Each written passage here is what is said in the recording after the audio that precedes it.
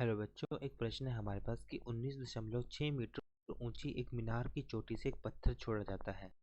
पृथ्वी पर पहुंचने से पहले इसका अंतिम वेग ज्ञात कीजिए। तो मान लीजिए हमारे पास एक, पहले हम चित्र को समझते हैं। यहाँ से एक मीनार है, ये हमारे पास मीनार है। मीनार की एक चोटी से एक पत्थर को छोड़ा जाता है। तो ये हमारे पास एक मीनार है जहाँ से हमने एक पत्थर को छोड़ा है। मान लीजिए ये उस मीनार की ऊंचाई है h, यहाँ से एक पत्थर को छोड़ा है। तो अब हम जानते हैं कि सबसे उच्चतम बिंदु पर जो वेग होता है वस्तु का 0 होगा। अब ये धरती से टकराएगी, तो जिस धरती से टकराएगी उसमें जो वेग होगा हमारे पास, वो मैंने मान लिया v। ऊंचाई h है, h का मान हमें दिया गया है 19.6 मीटर। ऊंचे एक मीनार की चोटी से एक पत्थर छोड़ा जाता है। पृथ्वी पर पहुंचने से पहले इसका अंतिम वेग ज्ञात कीजिए। तो पहले हम बात करते हैं प्रश्न की मुख्य अवधारणा। मुख्य अवधारणा कि जो हमारे पास समीकरण का प्रयोग करते हैं, यहाँ पर हम प्रयोग करेंगे, क्योंकि यहाँ पर लगने वाला जो त्वरण होगा हमारे पास g का मान, वो हो जाएगा 9.8 मीटर प्रति सेकंड का वर्ग होगा। और समीकरण जो हम प्रयोग करेंगे, v बराबर है u माइनस जी टी, क्योंकि v हमारे पास क्या है, इसका v इसका अंतिम वेग है। v हमारे पास यहाँ पर इसका अंतिम वेग है, परंतु हमारे पास समय नहीं है। समय के लिए हम समीकरण का प्रयोग करेंगे। h बराबर है U T minus 1/2 A T का वर्ग। a हमारे पास क्या हो जाएगा, g गुरुत्वीय त्वरण, क्योंकि जो वस्तु मुक्त पतन में गति करेगी।